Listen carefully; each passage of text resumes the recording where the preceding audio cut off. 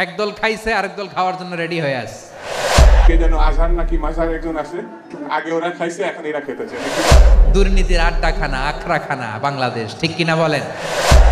হাসিনার বেগম যে এক জিনিস, জয় আর তারেক রহমান এক জিনিস। আজকে দেখতেছে একজন বলতেছে শহীদ জিয়ার নাম নিলেই নাকি জান্নাতের বেহেশতের টিকিট পেয়ে গেছে। নাউজুবিল্লাহ কয় না, শহীদ জিয়ার নাম নিলেই বেহেশতের টিকিট। তাজিব হাল। সমাজে আগে যারা এগুলো করত এখন আরেক দল করতেছে। মাথা রাখবেন, এই দুনিয়াতে ইমানটাকে মানতে যে, ইমান ফলো করতে যে দুনিয়ার সব মানুষ যদি আমাদের বিরুদ্ধে চলে যায়, আমাদের কোনো আপত্তি আছে? কথা বলেন, আপনাদের আছে? দুনিয়া একদিকে, আমার ইমান একদিকে, সারা দুনিয়ার মানুষ একদিকে, আমি একদিকে, ইসলাম একদিকে, আমার নেতা একদিকে। যতক্ষণ পর্যন্ত নেতা কর্মীরা আমাদের ইসলামের পক্ষে থাকবে ততক্ষণ আমরা তাদের পক্ষে থাকবো। কথা ঠিক কিনা? যদি দেখি কোনো নেতা, কোনো কর্মী আগে যারা ছিল তাদের মতোই আচরণ করতেছে, আল্লাহর কসম তাদের বিরুদ্ধে আমাদের যেরকম জবান খুলেছে এদের বিরুদ্ধে আমাদের জবান সবসময় জারি থাকবে ইনশাআল্লাহ। এটা আমাদের ইমান। এই ইমান যতদিন থাকবে, এই দিলের ভিতরে ইমানের নূর যতদিন থাকবে, সারা দুনিয়ার মানুষ আপনাকে ভয় পাবে ইনশাআল্লাহ। কারণ এই ইমান আর ইসলাম এটা আল্লাহ পাকের তরফ থেকে অনেক দামি জিনিস। কিছুর মহব্বতের চেয়ে আল্লাহ রসুলের মহব্বত যতক্ষণ বেশি না ঢুকবে ততক্ষণ মুমিন না। রসুল বুঝায় দিয়েছেন। তো সাহাবা একরাম ওই জিনিসটা নিয়ে হযরত ওমর ফারুক বলেন, হুজুর আপনাকে মহব্বত করি তবে নিজের জানের চেয়ে বেশি করি না। নবী করিম সাল্লাল্লাহু আলাইহি ওয়াসাল্লাম বলেন, যতক্ষণ আমাকে তুমি তোমার জানের চেয়ে বেশি মহব্বত না করবা ততক্ষণ মুমিন না। তার মানে এটা ইমানের আলামত। তা আপনার দলের, আপনার পীরের, আপনার যা কিছু আছে, সমস্ত নেতা কর্মী, পীর বুজুর্গ সব কিছু হচ্ছে রাসূলের প্রতি আপনার মহব্বত থাকাটা হলো ইমানের আলামত।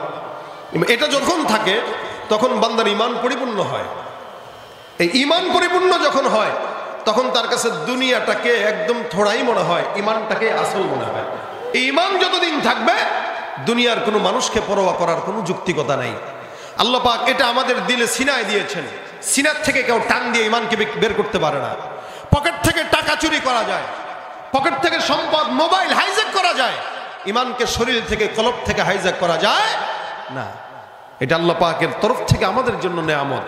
এই কারণে 2-4 টাকার বিনিময়ে, একটা চায়ের বিনিময়ে, একটা বান্ডিলের বিনিময়ে আল্লাহর কসম, আল্লাহর ওয়াস্তে ইমানকে বিক্রি করেন না।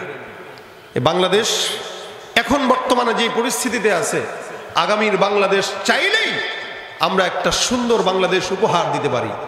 আমরা চাইলেই আগামীর বাংলাদেশের যুব সমাজরা যদি লেগে যায়, ইনশাল্লাহ আগামীর বাংলাদেশ ইসলামের বাংলাদেশ হওয়া সম্ভব। যেই বাংলাদেশে কোনো ধর্ষণ থাকবে না, যেই বাংলাদেশে কোনো চাঁদাবাজি থাকবে না, যেই বাংলাদেশে কোনো ঘুষের, সুদের কারবার থাকবে না, যদি আমাদের দেশের মানুষ সচেতন হয়, এরকম একটা বাংলাদেশ সামনে আসা সম্ভব। তবে ওই যে নিজের স্বার্থের কারণে ইমান আমরা বিলিয়ে দেই। আল্লাহ পাক যেন আমাদের ইমানকে কবুল করে, বলেন আমিন।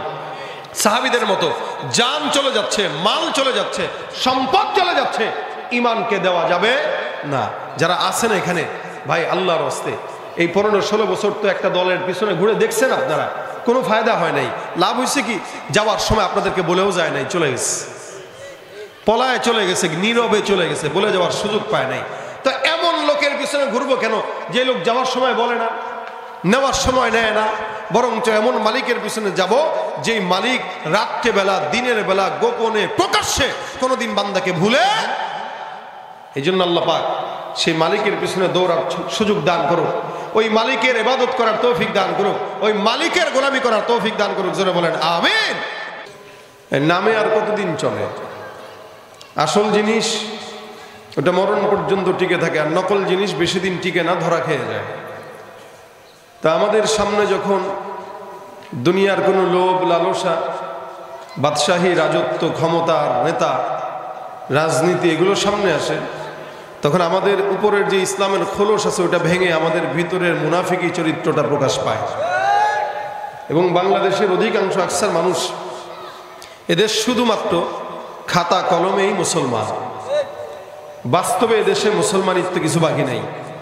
এই জন্য আমাদের কিছু কিছু দলের নেতা কর্মীদেরকে আমরা এটাও বলতে শুনি যে মৌলবাদীদেরকে নাকি তারা আর বাংলাদেশে উঠতে দিবে না। তারা মৌলবাদ বলতে কাদেরকে বুঝায় আমার বুঝে আসে না।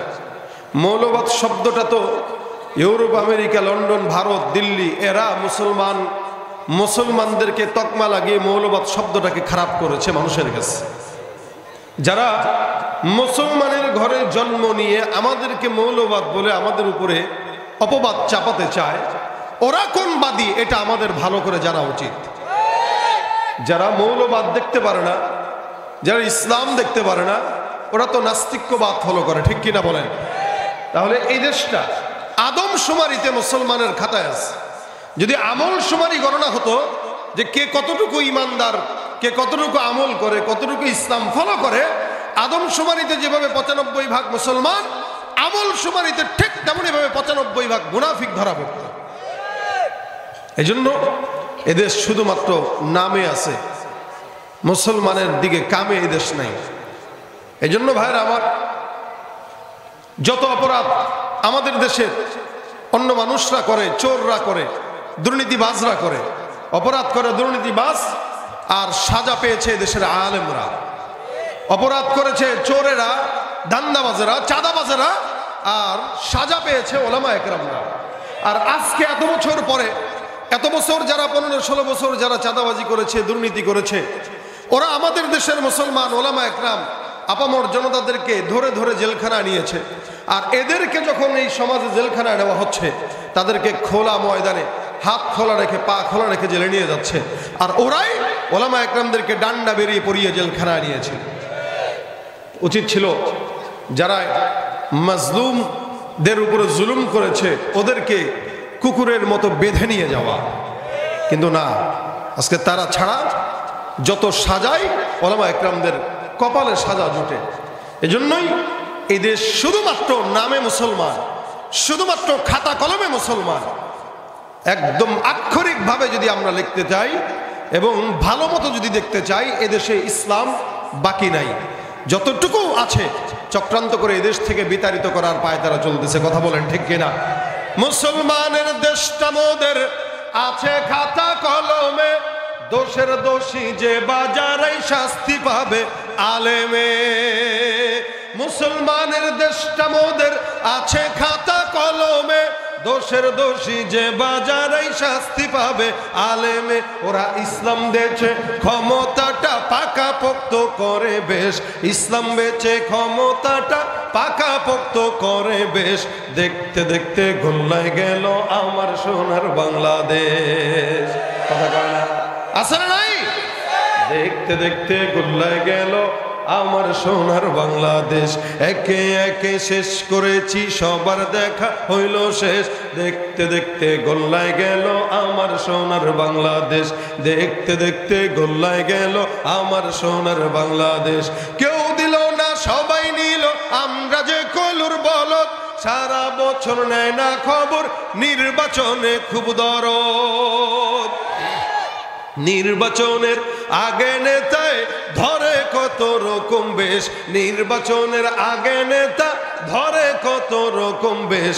দেখতে দেখতে গোল্লায় গেল আমার সোনার বাংলাদেশ। একে একে শেষ করেছি, সবার দেখা হইল শেষ। দেখতে দেখতে গোল্লায় গেল আমার সোনার বাংলাদেশ।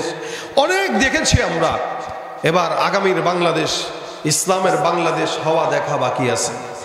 কি বলেন আপনারা? যেই দল দেখেছি, যেই দল দেখবো, এগুলো সব একই পাখির দুই ডানা। পার্থক্য আছে। আপনারা মনে করেছেন স্বৈরাচারীদেরকে বিদায় করলে দেশে শান্তি আসবে, শান্তি আসে নাই। আগে মানুষ চাঁদা দিত 200 টাকা, এখন দেয় 350 টাকা। চাঁদাবাজ বাড়ছে, ক্ষমতার পালা বদল হয়েছে, চাঁদাবাজীদেরও পালা বদল হয়েছে। যারা আগে ক্ষমতায় ছিল তারা যেমন ছিল, এখন যারা আসবে তারাও একই কোয়ালিটির। আগে খেইতো এক দল, এখন চাঁদা খায় আরেক দল। এজন্য খেলাফত কায়েম না হওয়া পর্যন্ত শান্তি কশ্চিন কালেও কল্পনা করা যায় না। এজন্য একবার ইসলাম আর মুসলমানদেরকে সুযোগ দিয়ে দেখেন, ইনশাআল্লাহ যাদেরকে দেখেছি আর কাউকে দেখা বাকি নাই। এখন দেখা বাকি আছে ইসলামের বাংলাদেশ। কোরআন সুন্নাহ মোতাবেক এই দেশ যদি পরিচালিত হয়, ইনশাআল্লাহ কোনো চোর, কোনো চাঁদাবাজ, কোনো দখলদার, কোনো সন্ত্রাস বাংলার জমিনে ইনশাআল্লাহ আর দ্বিতীয়বার আসতে পারবে না। এরা মুসলমান দাবি করে, কিন্তু আল্লাহ পাক তাদেরকে স্পষ্ট বলেছেন ওমা হুম বিমুমিনিন। আল্লাহ বলেন মানুষের ভিতরেও একদল বলবে যে আমরা ইমানদার, আমরা মুসলমান, আমরা আল্লাহকে বিশ্বাস করি, আমরা নবীকে বিশ্বাস করি, কিন্তু আল্লাহ পাক বলেন ওমা হুম বিমুমিনিন, তারা একটাও মুমিন হতে পারে নাই। মুমিন না, নাম আছে, ভিতরে কাম নাই। কথা বলে একরকম, কাজ করে আরেক রকম। নবী করিম সাল্লাল্লাহু আলাইহি ওয়াসাল্লাম বলেন যারা ইমানদার দাবি করে, ইমানদার দাবি করলো কিন্তু ইমানদারের গুনাহগুণ নাই, মুনাফিকের গুনাহগুণ আছে। যেমন নাকি পয়গম্বর সাল্লাল্লাহু আলাইহি ওয়াসাল্লাম মুনাফিকের আলামত প্রকাশ করে বলেন আয়াতুল মুনাফিকি সালাস। নবী বলেন একটা মুনাফিক বান্দার আলামত তিনটা। এর ভিতরে এক নম্বর হলো ইদা হাদ্দাসা কাযাবা, যখন নাকি সে কথা বলে তখন একটা কথাও সত্য বলে না, মিথ্যা বানায় বানায় বানায় বানায় মানুষকে ধোঁকা দেয়, মিথ্যা বলে। চায়ের দোকানে বসে মিথ্যা বলে, প্যান্ডেলে বসে মিথ্যা বলে, ওয়াজের ময়দানে বসেও মিথ্যা বলে, রাজনীতি করতে গেলেও মিথ্যা করে, ব্যবসা করতে গেলেও মিথ্যা বলে। নবী বলেন যতই মুসলমানের দাবি করুক না কেন, যতই গায়ের মধ্যে সুন্নতি লিবাস থাকুক না কেন, এ মুসলমান, আল্লাহ নবী বলেন মুনাফিকদের সর্বপ্রথম আলামত হলো এরা যখনই কথা বলবে মিথ্যা কথা বলে, সত্য এদের জবান দিয়া বের হয় না। আর একটা মিথ্যাকে ঢাকার জন্য আরো হাজার হাজার মিথ্যাগুলো তারা বলে। একটা সত্যকে কোনো মতে গোপন করার জন্য একটার পর একটা মিথ্যা কথা তারা বলা, এটাই তাদের আদত। নবী বলেন মুনাফিকদের সর্বপ্রথম আলামত এরা সত্য বলে নাকি মিথ্যা বলে। আল্লাহ নবী ডাক দেয়া বলেন যখন নাকি এদের কাছে আমানত দেওয়া হয়, নবী ডাক দেয়া কয় ইদা হাদ্দাসা কাযাবা ওয়া ইদা ওয়াদা আখলাফা, যখন নাকি তারা ওয়াদা দেয়। আবার আপনাদের কাছে আমাদের কাছে সুন্দর করে হাত জোর করে বলবো ভাই ভোট দিয়ে আমরা ইসলামের খেদমত করব। এতদিন পর্যন্ত ক্ষমতায় যারা ছিল তারা ক্ষমতার কারণে মাহফিলে বাধা দিয়েছে, এখন আরেক দল ক্ষমতায় না এসেও ওয়াজ মাহফিলের জায়গায় জায়গায় বাধা দেওয়ার সমস্ত কার্যক্রম করতেছে। ওয়াইদা ওয়াদা আখলাফা, যখন ওয়াদা দেয় তখন ওয়াদা ভঙ্গ করে। ওয়াইদা তুমিনা খানা, যখন নাকি তার কাছে আমানতদারিতা দেওয়া হয়, আমানত যখন রাখা হয় তখন সে আমানতের ভঙ্গ করে, ওয়াদা ভঙ্গ করে, আমানতের খেয়ানত করে, মিথ্যা বলে। নবী বলেন এই তিনটা গুণ যদি কারো মধ্যে থাকে, দোষ যদি কারো মধ্যে থাকে, ওই বান্দাটা যতই মুমিন দাবি করুক না কেন, আল্লাহর কসম মুমিন নয়, এটা মুনাফিক। ইমানদার যারা, তারা ইমানটাকে খরিদ বিক্রি করে না অন্য কোনো জায়গায়। ইমানদার তার ইমানটার জন্য মরতে রাজি হয়, তবু ইমান দিতে রাজি হয় না। ইমানদার তার ইমানটার জন্য শাহাদাত বরণ করতে রাজি, কিন্তু ইমান কোনোদিন বিক্রি করে না। মনে রাখবেন, একজন বান্দা টাকা দিয়া গরু ছাগল খরিদ করতে পারে, বাজার থেকে জামা কাপড় কিনা যায়, বাজার থেকে ধন সম্পদ কিনা যায়, কিন্তু মনে রাখবেন টাকা দিয়া কখনো মুমিনের ইমান খরিদ করা যায় না। এটা আল্লাহ পাক রব্বুল আলামিন বান্দাকে আলাদা দিয়েছেন। এই ইমানের নূরটা আপনার আমার শরীরের ভিতরে বিরাজমান। ইমান নামক ট্যাবলেটটা আমরা পান করার কারণে আমাদের গোটা শরীরের মধ্যে ইমানটা ঢুকে গেছে, যার কারণে ইমানটা আল্লাহ পাক রব্বুল আলামিনের কোনো বান্দা চাইলেই আমাদের থেকে নিতে পারবে না। সাহাবা একরামদের ইমান ছিল বড় সবল। আপনার আমার ইমান 10,000 টাকার বিনিময়ে বিক্রি হয়, আপনার আমার ইমান এক কাপ চায়ের বিনিময়ে বিক্রি হয়।